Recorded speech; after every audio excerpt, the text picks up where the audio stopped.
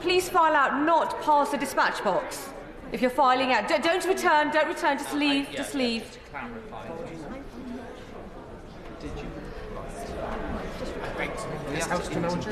The question is, this House to now adjourn. I call Sarah Gibson. Oh, Sarah. Sorry. There you go. Oh, my goodness. I now call Sarah Gibson. Thank you, Madam Deputy Speaker.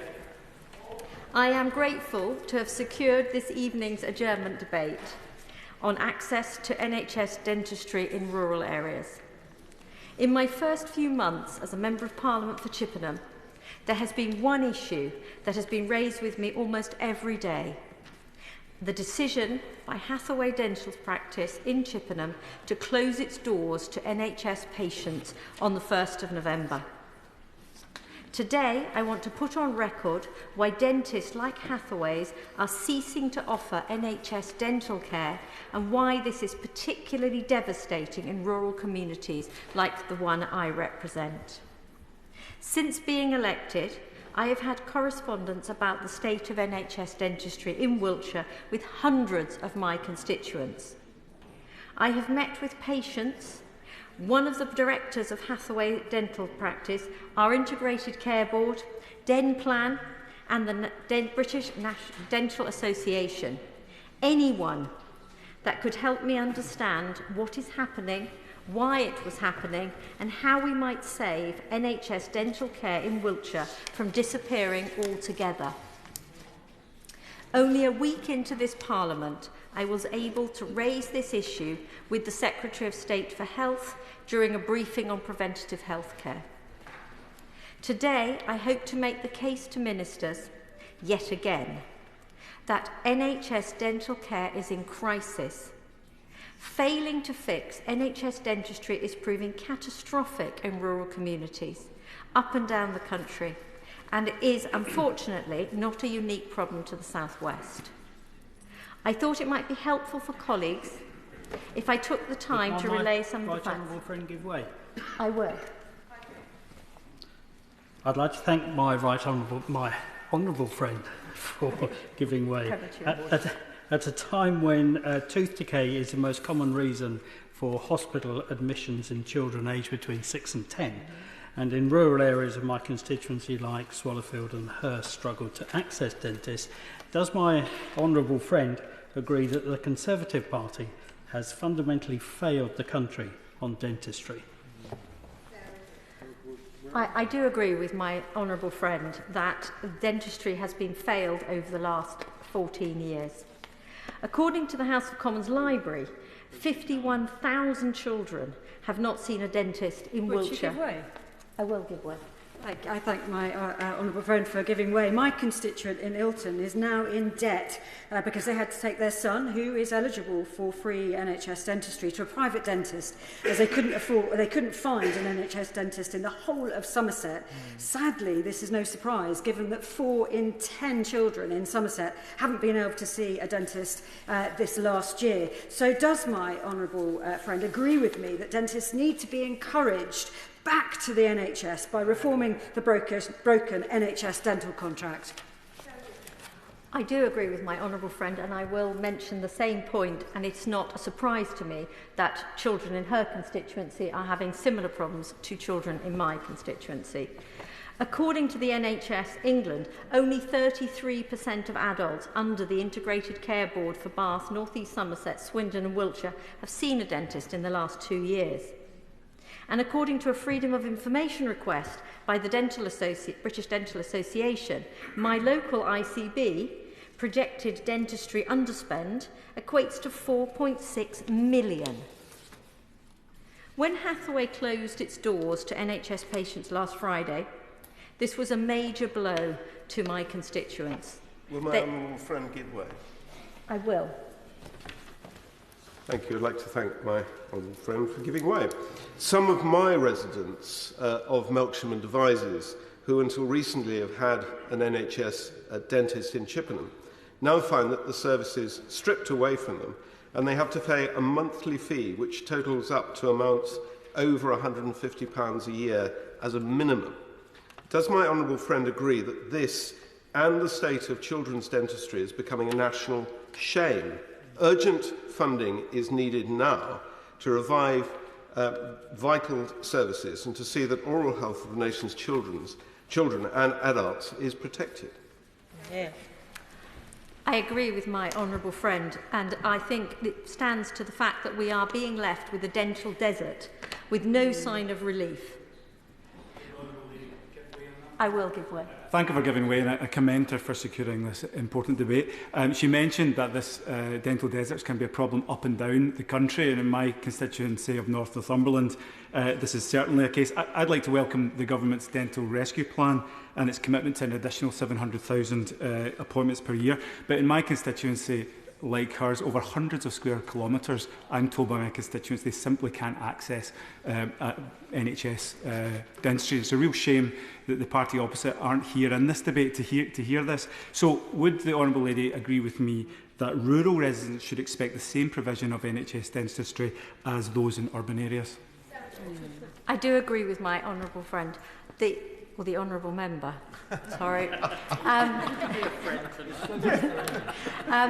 The real issue for rural areas is, again, access to public transport, which means that dentist provision might be there, in theory, relatively close, but public transport does not allow them to even get to that dentist.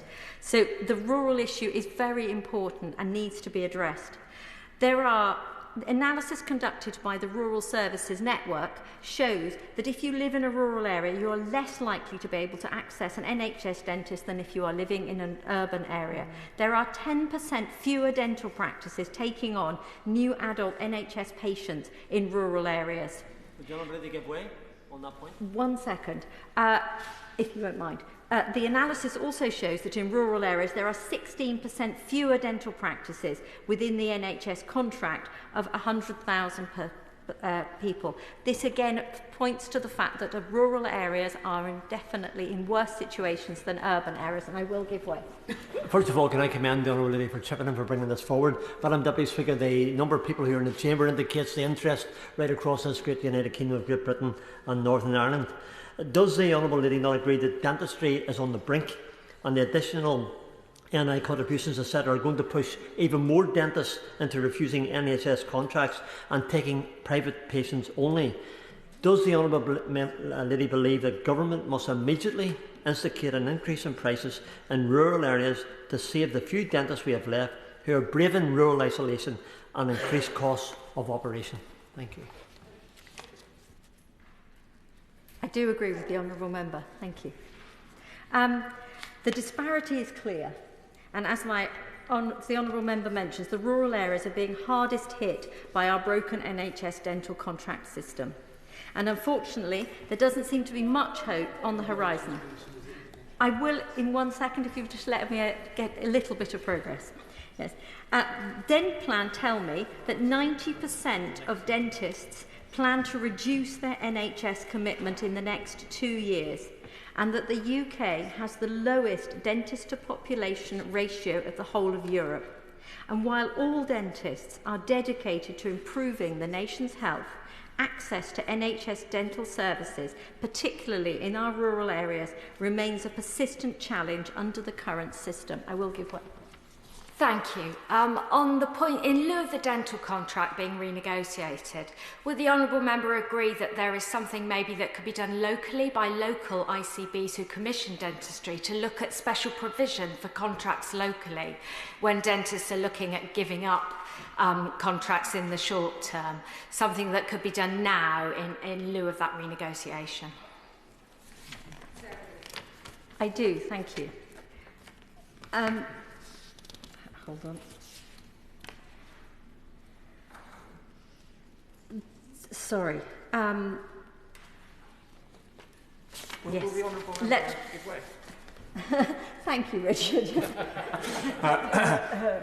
She's making an excellent speech, and I just wanted to pick up on the point that she made about ICB commissioning. I wrote to the Minister and asked whether there were set criteria for knowing where a patient is on the waiting list. And I understand that this is entirely within the gift of individual practices. Does she think that it ought to be for ICBs or for NHS Devon, in my case, to determine where you are on the waiting list for NHS dental care? I'm giving her a moment just to gather her thoughts. It's best not to refer to a member by their first name. And you have a solid 30 minutes. Within those 30 minutes, obviously, the Minister has to respond. So do take your time. Sarah Gibson. Thank you, Madam Deputy Speaker. Let me remind this House that the Conservative government had over the last decade to reform the dental contract and has failed to do so. I therefore implore this new government to act now and make two simple actions. First, to introduce a timeline for reforming NHS dental contract system, which has been said by the Secretary of State for Health that was their intention, but I feel that there is an element of urgency about this, especially for rural areas, that has not been addressed. Secondly, I would like it to be made mandatory requirement for the ICBs to appoint dentists to their boards. It is a strong feeling amongst dentists that there is a clear lack of understanding amongst the ICB boards of directors that they do not understand the issues facing dentists.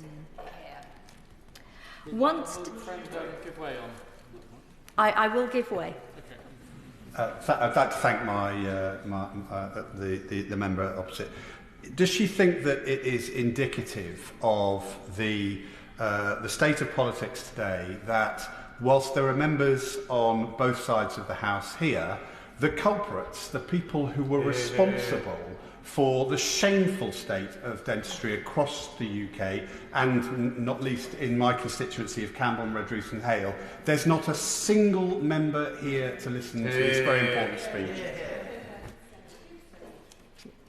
I agree with the honourable gentleman that it is very disappointing that those that have failed to address this issue over many years still do not seem to see it as important. And whilst the dental contract was introduced under a Labour government, it was very clear that there has been a clear length of time and an obvious moment where it should have been reformed and has not been reformed. And I think that is disappointing and noticeable. I will give way. Honourable friend, and just to reinforce the points made by the Honourable Member for Truro and Camborne and Redruth, and indeed the point that she's making herself, is not purely down to money. Indeed, there are many ICBs in which there is an underspend in their dentistry contract. It's not just in Cornwall that that's going on. So we know that fundamentally it's the nature of the contract itself which actually ends up in situations where, for example, in Cornwall, children can expect never to see an NHS dentist until adulthood. I do agree with my honourable friend. As I have already mentioned, the ICB that represents my constituency has quite a significant underspend in its dental budget. And quite often this is due to the fact that there are dental practices who do not wish to take up the contract because they find that the payment system and the way that the payment is done in units of dentistry activity fails to support them in a way that allows them to make a living. And as we have discussed earlier, small businesses are struggling across the country. So they find that they are subsidising their NHS dentistry with their private dentistry to a point that it is no longer sustainable. One of the other issues that is very prevalent, probably in most people's rural areas, but certainly in the southwest, is one of recruitment. And whilst the NHS dentistry does not pay, it is extremely difficult for dental practices to be able to find dentists who will come into the practice and take on NHS contracts. And many of the existing dentists who took the NHS contracts previously, some of whom were European citizens, have left, or they're simply, the dentists that were doing it are no longer prepared to spend that many hours in a dental surgery and have decided to either retire or to take on easier work elsewhere. And this is an ongoing problem and will continue unless the dental contract is reformed quickly. And one of the issues... I will give way. I thank my honourable friend for giving way. Will my honourable friend agree that it's wrong that a patient who has been forced to seek private care in an emergency is then refused NHS registration because they're already considered to be registered as a private patient? Do you agree this is something that should be addressed in any revised contract? My honourable friend makes an interesting point that I was not previously aware of. It was my understanding from discussing this with dentists that these days nobody was actually registered with a dentist. You were merely allowed to come regularly, and if you don't, they took you off their lists, and that it was actually quite difficult to register. So that's an interesting point which I hope the Minister will take note of.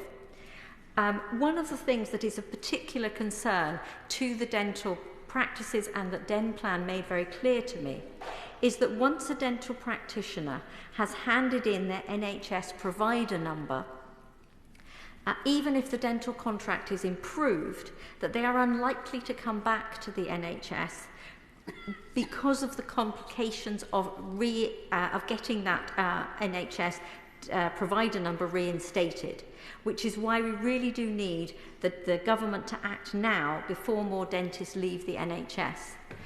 One of the other issues that dental practices are having is that if members come over from the EU as qualified dentists, their qualifications are valid, but they then have to take an extra year of training before they're allowed to register as NHS practitioners, which is slowing down any chance of increasing our intake from our European partners. So I would like to thank the House once again for allowing me... Would the Honourable Lady give way? I will give way. I'm very appreciative to the Honourable Lady for securing this debate, and particularly for highlighting the added impact that loss of dentists has in rural areas, where often if people have lost their local dentist, there is no other dentist nearby. And indeed, in my constituency of Waveney Valley, people frequently say that they struggle to find any dentist taking new NHS patients. So the Honourable Lady is right to highlight the root cause of this issue being the dental contract and to press for a clear timescale. Would she agree that the government should set out a timescale by the end of this calendar year for starting those crucial negotiations on this contract? I agree with the Honourable Member that a timeline for reforming the dental contract is vital, and that is what I am asking for specifically. I feel that if we lose this opportunity and our NHS dentists leave the system, we are going to be in a more and more difficult place. Across Wiltshire at the moment, if you are not already registered with an NHS dentist, it is absolutely impossible to get one. There is not a single practice taking on NHS patients right across a unitary authority the size of Wiltshire. And in my constituency, with the loss of this... Yes, I will. Thank you very much for giving way. The number of dentists is obviously extremely important, but it's not all of the equation, it's just part of it. As we're seeing in rural constituents like mine, Doncaster East and the Isle of Axholme, access to healthcare services is currently heavily reliant on dependable, frequent, reliable services, buses in particular. Will she agree with me that in order for people to be able to access dental services, we need to ensure that we have those reliable, frequent public services back in place? I'm sure that the Honourable Member will remember that I have already on several occasions mentioned the serious issue of public transport in rural areas, and I could not agree with him more on that point. So I would like to thank the House once again for allowing me to make the case for improved NHS dental care, and I implore the Ministers opposite to do the right by my constituents and those that have intervened in order to support dental care in rural areas specifically. Thank you. I call the Minister to respond, Stephen Kinnock. Thank you very much, Madam Deputy Speaker, and I'd like to start by thanking the Honourable Member for Chippenham for securing this important debate. As my right honourable friend, the Secretary of State, has said, we are going to be honest about the problems and challenges facing our health and care system, and we're going to be serious about tackling them. On that matter, will the honourable I will give way. Thank you very much to my honourable friend for giving way. In my constituency of Congleton, there has been an 11% decline in the number of adults who have seen an NHS dentist over just the last few years. It's been precipitous. There is a specific problem, though, with adults who are in care homes. I spoke to a local dentist and she explained to me that those who are in care homes, the standard insurance for a dentist no longer covers them to go out and perform services in those care homes in the community. Would the Minister be able to look into this further and agree with me that it is a huge problem if vulnerable people can't come to the dental practice, that dentists can't come to them? Minister. I thank my honourable friend for that intervention, and absolutely, I think what she points to is a specific problem, of course, against the backdrop of the general challenge that we face in dentistry, thanks to the legacy of 14 years of Tory incompetence and negligence. We will, of course, look into that, and maybe perhaps if she would care to write to me, I'd be very happy to look into that issue. The Honourable Lady is absolutely right to raise the problem of NHS dentistry in rural areas, which sadly will be familiar to colleagues from across the House.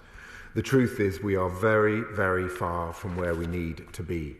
Lord Darcy's review laid bare the true extent of the challenges facing our health service, including NHS dentistry, and even he, with all his years of experience, was shocked by what he discovered. But his report was vital because it gives us the frank assessment that we need to face the problems honestly and properly. It will take lasting reform and a long-term health plan to save our NHS. Rescuing NHS dentistry won't happen overnight, but we will not wait to make improvements to the current system, increase access and incentivise the workforce to deliver more NHS care. We as a government have committed to 3 seismic shifts, from hospital to community, from analogue to digital, and from sickness to prevention. Our 10-year plan will set out how we will deliver these shifts to give the country an NHS that's fit for the future.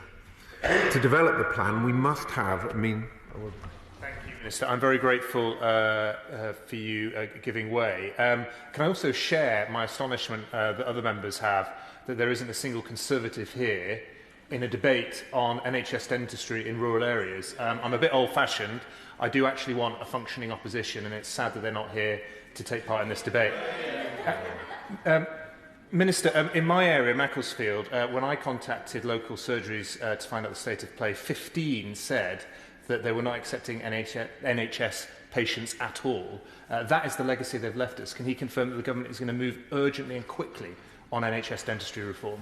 Intervention should be short. The Minister must respond to the key member who's leading the debate. Minister. I thank my honourable friend for that intervention. We are absolutely working at pace, and I'll come on to say a bit more about that in the speech. I also share his reflections on the complete absence of the party opposite. They made a complete mess of our public services, called an election and ran for the hills, Madam Deputy Speaker. So, looking at the issue specifically, we on the 4th of July inherited a broken NHS dentistry system. And it is a national scandal that tooth decay is the leading cause of hospital admission for 5 to 9-year-olds in our country. It is truly shameful and nothing short of Dickensian, Madam Deputy Speaker. In NHS Bath, North East Somerset, Swindon and Wiltshire Integrated Care Board, which includes the Honourable Member for Chippenham's constituency, 33% of adults were seen by an NHS dentist in the previous 24 months to March 2024, compared to the 40% average across England. And in 23-24, there were 44 dentists per 100,000 of the population, whereas the national average was 50 in the same year. But the problem when we look at it in the round is, I think, not so much that we don't have enough dentists. The problem is not enough of them are doing NHS work, and they're not in the places in the parts of the country that need them most. That challenge is compounded by the fact that there are areas of the country that are also experiencing recruitment and retention issues, including many rural areas where the challenges in accessing NHS dentistry are exacerbated. That, of course, includes Chippenham, where Hathaway Dental Practice has recently had a request granted to reduce their NHS activity, as the Honourable Lady pointed out in her speech, and I understand, I think from a freedom of information request granted to the BDA, that there was actually a £4.2 million underspend in the NHS contract. So that's precisely the problem that honourable members from across the House have pointed out. There is a quantum of funding, but the way in which it is structured is making private sector dentistry far more attractive than NHS dentistry, and that is the root cause of the problem. We are very alive to that issue. So overall, it's clear that we've got a mountain to climb on this. It's a daunting challenge, but we are not daunted and we're working at pace. Take, for example, the Golden Hello scheme, which will see up to 240 dentists receiving payments of £20,000 to work in those areas that need them most for 3 years. ICBs have already started to advertise posts as we've been accelerating that process through the Golden Hello scheme, and with the Honourable Members Integrated Care Board there have been 7 expressions of interest and 5 of those have since been approved. So providers can now include the incentive payments when they advertise those vacant positions. Alongside this, we will also deliver a rescue plan that gets NHS dentistry back on its feet, starting by providing 700,000 additional urgent appointments as rapidly as possible, as set out in our manifesto. Strengthening the workforce is key to our ambitions, but for years the NHS has been facing chronic workforce shortages, and we have to be honest that bringing in the staff we need will take time. We're committed. I've got very little time left, but okay. We are committed to reforming the dentistry contract to make NHS work more attractive, boost retention and deliver our shift to prevention. This government will always make sure that our health and care system has the staff it needs to be there for all of us when we need it. We are working at pace with the British Dental Association and the dental sector to reform and improve the dental contract. The Secretary of State met with the BDA actually on the first day in office, and I met with them. I've met with them a couple of times already, including a meeting we had yesterday. We will listen to the sector. We will learn from the best practices out there. For example, I know that the Honourable Members Integrated Care Board is applying their delegated powers to increase the availability of NHS dentistry across the South West through other targeted recruitment and retention schemes. This includes work on a regional level to attract new applicants through increased access to postgraduate bursaries, exploring the potential for apprenticeships and supporting international dental graduates. In addition, a consultation for a tie-in to NHS dentistry for graduate dentists closed on the 18th of July, and we are now considering responses. The government position on this proposal will be set out in due course. We're working round the clock to end the appalling tooth decay that's blighting our children, as I mentioned earlier. We're working with local authorities and the NHS to introduce supervised toothbrushing for 3 to 5-year-olds in the most deprived communities across our country, getting them into healthy habits for life and protecting their teeth from decay.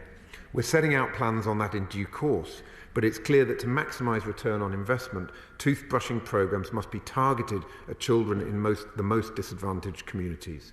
And in addition to our supervised toothbrushing scheme, the measures we're taking to reduce sugar consumption will also have a positive effect on improving children's oral health.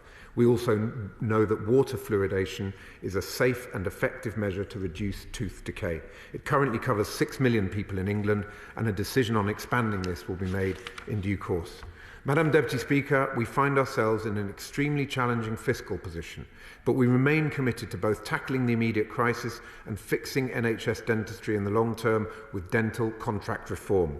We are committed to providing 700,000 more urgent dental appointments, the Golden Hello scheme to recruit more dentists in area of greatest need, continuing to work with the sector to help find solutions to improve access to NHS dentistry, tackling the disparities that are commonly seen in dentistry, rolling out supervised toothbrushing for 3 to 5-year-olds in our most deprived communities, making sure that everyone who needs a dentist can get one, irrespective of whether they live in a city or in a rural area, and doing the job on long-term dental contract reform. That's going to take some time. We will clear up the mess we've inherited, we will get NHS dentistry back on its feet, and we will build an NHS dentistry service that is fit for the future. Thank you. The question is that this House do now adjourn, and many of that opinion say aye. Aye. The ayes have it. Order, order.